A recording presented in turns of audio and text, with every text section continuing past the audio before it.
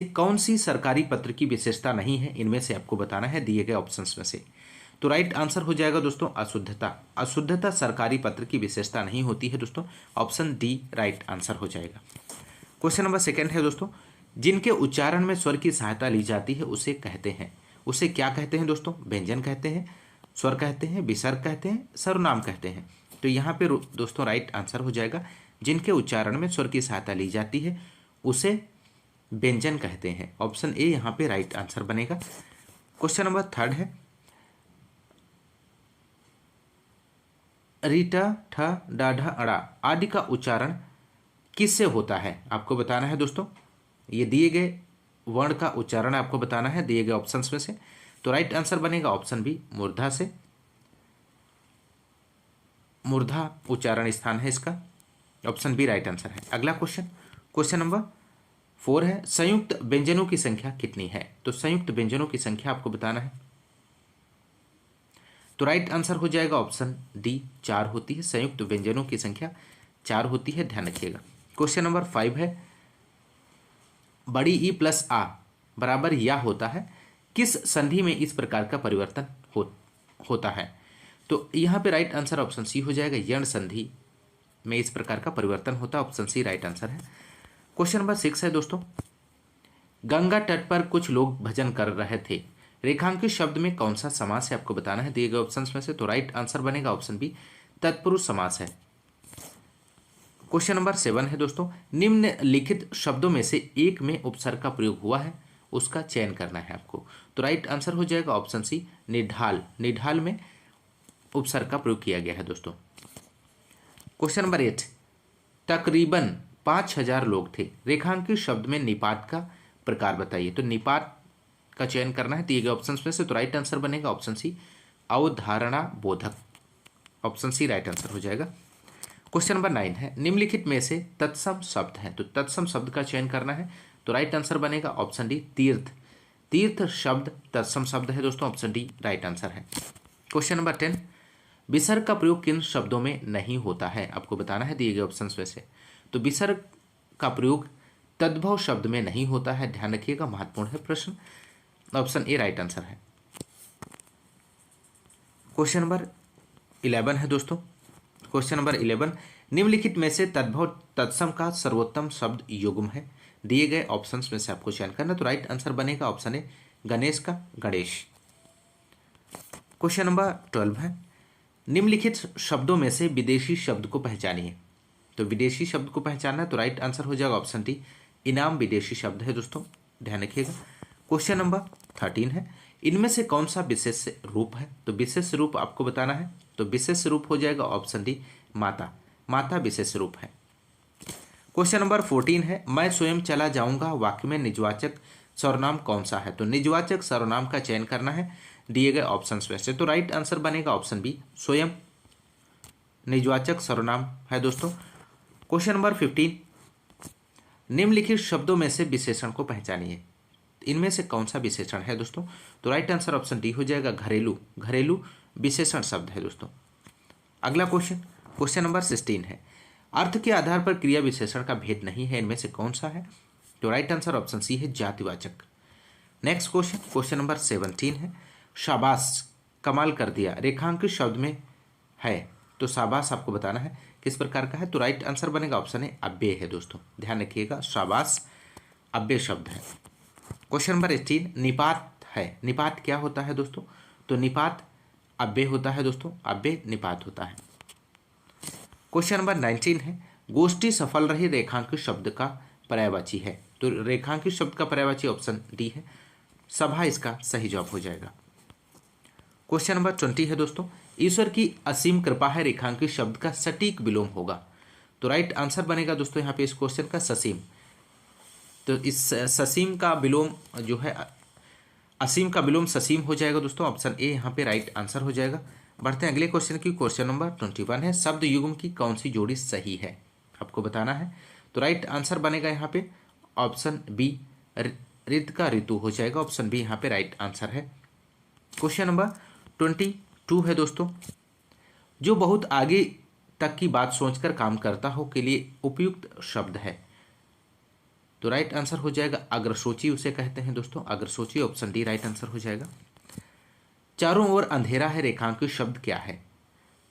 तो right answer बनेगा option C संबंध बोधक शब्द है, ऑप्शन सी यहाँ पे राइट आंसर हो जाएगा। क्वेश्चन नंबर 24 है कानो सुनी बात पर यकीन मत करो, रेखांकित पद का कारक बताइए। तो राइट आंसर ऑप्शन सी हो जाएगा करण कारक है दोस्तों। क्वेश्चन नंबर 25 है निम्नलिखित में से कौन सा विकल्प बहु का बहुवचन दर्शाता है? तो बहु का बहुवचन दर्शाता है इनमें से कौन सा? तो राइट आंसर ऑप्शन ए हो जाएगा बहुए। अगला क्वेश्चन, क्वेश्चन नंबर 26 है सेब खाया जाता है में कौन सा वाच्य है? तो सेब खाया जाता है में वाच्य बताना है दोस्तों, तो राइट आंसर बनेगा ऑप्शन बी कर्म वाच्य है। क्वेश्चन नंबर 27 मेरी जेब में 10 रुपये हैं, वाक्य में प्रयुक्त काल कौन सा है आपको बताना है। तो राइट आंसर बनेगा ऑप्शन बी पूर्ण वर्तमान काल बनेगा। क्वेश्चन नंबर 28 है बहुवचन का कौन सा विकल्प अनुचित है? तो बहुवचन का आपको अनुचित विकल्प का चयन करना है दिए गए ऑप्शन में से, तो राइट आंसर बनेगा ऑप्शन बी रीतियां।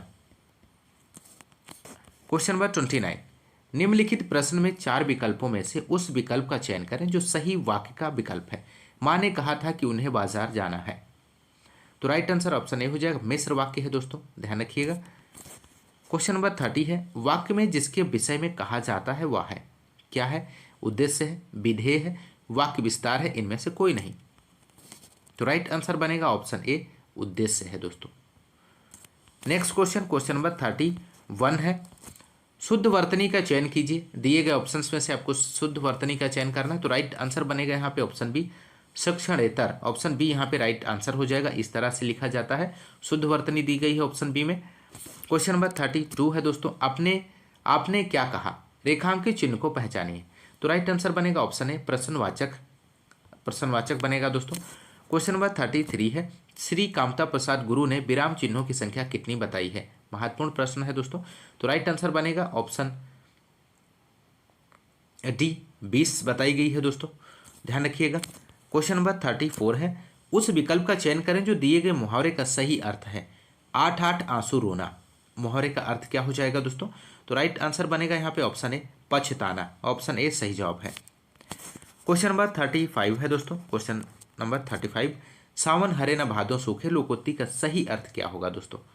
तो राइट आंसर बनेगा ऑप्शन डी सदा एक सी दशा में रहना, सदा एक सी दशा, ऑप्शन डी यहाँ पे राइट आंसर हो जाएगा। क्वेश्चन नंबर 36 है आप जो अपने कर्तव्य का निश्चय ना कर सके इस वाक्य को एक शब्द में कह सकते हैं, क्या कह सकते हैं दोस्तों? दिए गए ऑप्शन में से किंग कर्तव्य मोड़ कह सकते हैं, ऑप्शन सी यहाँ पे राइट आंसर हो जाएगा, ध्यान रखिएगा। क्वेश्चन नंबर 37 निम्नलिखित प्रश्न में 4 विकल्पों में से उस विकल्प का चयन करें जो दिए गए शब्द का सही समानार्थी शब्द वाला विकल्प है। सर्प, सर्प का क्या हो जाएगा दोस्तों? तो ऑप्शन सी यहाँ पे राइट आंसर हो जाएगा, सर्प का ब्याल होता है, ऑप्शन सी सही जवाब है। क्वेश्चन नंबर 38 है दोस्तों पूर्वी हिंदी वर्ग की बोलियों का विकास किससे माना गया है? महत्वपूर्ण प्रश्न है, सौरसेनी अपभ्रंश से, ऑप्शन बी है मागधी अपभ्रंश से, अर्ध मागधी अपभ्रंश से, ऑप्शन डी है नागर अपभ्रंश से। तो यहाँ पे दोस्तों इस क्वेश्चन का राइट आंसर बनेगा अर्ध मागधी अपभ्रंश से, ऑप्शन सी यहाँ पे राइट आंसर हो जाएगा। बढ़ते हैं अगले क्वेश्चन की ओर, क्वेश्चन नंबर 39 है गाजीपुर में बोली जाने वाली प्रमुख बोली है इनमें से कौन सी है दोस्तों? दिए गए ऑप्शन में से तो गाजीपुर में बोली जाने वाली प्रमुख बोली भोजपुरी है, ऑप्शन बी यहाँ पे राइट आंसर हो जाएगा। क्वेश्चन नंबर 40 है बिहार के प्रसिद्ध हैं, तो बिहार के प्रसिद्ध क्या है? तो राइट आंसर हो जाएगा ऑप्शन डी बिहारी के प्रसिद्ध हैं, क्या हैं दोस्तों? तो दोहा हैं दोस्तों, बिहारी के दोहा प्रसिद्ध है, ऑप्शन डी यहाँ पे राइट आंसर हो जाएगा। अगला क्वेश्चन, क्वेश्चन नंबर 41 अंग्रेजी का हिंदी अनुवाद लिखिए, सही अनुवाद स्पष्ट कीजिए। स्पोर्ट्स स्ट्रेंथन आवर बॉडी, आपको इसका हिंदी अनुवाद बताना है, स्पोर्ट स्ट्रेंथ आवर बॉडी। तो यहाँ पे राइट आंसर बनेगा इस क्वेश्चन का ऑप्शन है खेल हमारे शरीर को मजबूत बनाते हैं, ऑप्शन ए सही जवाब हो जाएगा। क्वेश्चन नंबर 42 है, क्वेश्चन नंबर 42 है दोस्तों वे हमें स्वस्थ बनाते हैं, अंग्रेजी में सही अनुवाद कीजिए। ऑप्शन ए है they make healthy, option B है they keep us healthy, option C है health is wealth, option D है दे आर मेकेबल। तो यहाँ पे दोस्तों इस क्वेश्चन का राइट आंसर बनेगा option B they keep us healthy. Option B right answer हो जाएगा। अगला दोस्तों निर्देश दिया गया है, निम्नलिखित गद्यांश को पढ़कर प्रश्न संख्या 43 से 46 तक पूछे गए प्रश्नों का उत्तर दीजिए। तो दोस्तों गद्यांश दिया गया है, आप इसे बहुत ही ध्यान से पढ़ लीजिए। क्या हम बिना क्रोध किए शांत रह सकते हैं? बात तो क्रोध करने की हो, पर अपने को शांत रखना ही योग है। इस महायोग की प्रवृत्ति हम स्वयं पैदा कर सकते हैं। महत्वपूर्ण है कि हम एकांत में बैठे आस्था रखें कि हाँ, मुझे शांत रहना है, मुझे किसी भी परिस्थिति में उत्तेजित नहीं होना है और मैं ऐसा कर सकता हूँ। अतः एकाग्रचित होकर दृढ़ संकल्प शक्ति द्वारा हम शांत रहने की प्रवृत्ति को अपनाकर क्रोध पर काबू पा सकते हैं। शांत रहने का मार्ग अपनाने पर हमारी दुनिया बदल जाएगी और जीवन अधिक आनंदमय लगेगा। हमारे चेहरे पर नई चमक, कार्य में नया उत्साह, हृदय में निर्मलता एवं शीतलता का स्वयं अनुभव होने लगेगा। बिना श्रम के बिना किसी खर्च के और किसी उपचार के बिना ही पाचन क्रिया स्वतः ठीक होने पर छोटे मोटे रोग दूर भाग जाएंगे। खींचना, गुस्सा करना, चीखना, चिल्लाना और बड़बड़ाते रहना हमारे मन के गुबार को ही परिलक्षित करते हैं। इनसे हमारी पहचान पर धब्बा लग जाता है और हमारे ओजस्वी चेहरे पर चिंता की रेखाएं उभर आती हैं। मगर हम कुछ समय निकालकर पूर्ण समर्पण के साथ शांत रहने की आदत डालें तो निश्चय ही सफलता हमारे कदम चूमेगी। शांत रहने की प्रक्रिया में यदि हम रात्र को शयन कक्ष में जाने से पूर्व अपनी व्यक्तिगत दैनंदिनी डायरी में दिन भर की वे घटनाएं लिखते रहें जब हम शांत नहीं रह सके, कुछ दिनों बाद वही दैनंदिनी पढ़ने पर आप अपनी तब की कमजोरी पर स्वयं हंस पड़ेंगे। कितनी छोटी बात पर हम क्रोध करने लगते हैं। आओ गुस्सा व उत्तेजना को फेंक दें और शांत रहना शुरू करें। तो दोस्तों ये रहा गद्यांश। इसके नीचे दिए गए क्वेश्चंस के आंसर को देख लेते हैं। क्वेश्चन नंबर 43 है, शांत रहने की प्रक्रिया में आगे बढ़ने के लिए रात को क्या करें? तो राइट आंसर हो जाएगा ऑप्शन सी, क्रोध के अनुभव डायरी पर लिखें। ऑप्शन सी यहाँ पे राइट आंसर हो जाएगा। क्वेश्चन नंबर 44 है, चिंता की रेखाएं कहाँ उभर आती हैं? आपको बताना है। तो ऑप्शन डी राइट आंसर हो जाएगा, ओजस्वी चेहरे पर चिंता की रेखाएं उभर आती हैं। क्वेश्चन नंबर 45 है, उपर्युक्त गद्यांश का सही शीर्षक है। तो दिए गए ऑप्शंस में से आपको बताना है। तो राइट आंसर बनेगा ऑप्शन ए, शांत रहो सुखी रहो। ऑप्शन ए यहाँ पे सही जवाब हो जाएगा। क्वेश्चन नंबर 46 है, क्रोध को काबू में रखने में मुख्यतः कौन से रोग होते हैं? तो क्रोध को काबू में रखने में मुख्यतः कौन से रोग होते हैं? रोग दूर होते हैं। तो राइट आंसर हो जाएगा ऑप्शन बी, पाचन क्रिया से जुड़े।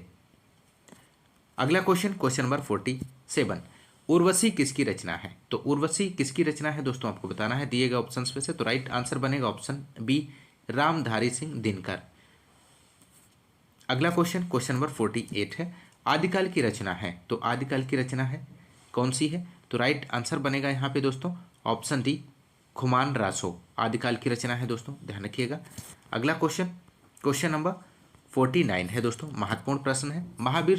महावीर प्रसाद द्विवेदी सरस्वती के संपादक कब नियुक्त हुए?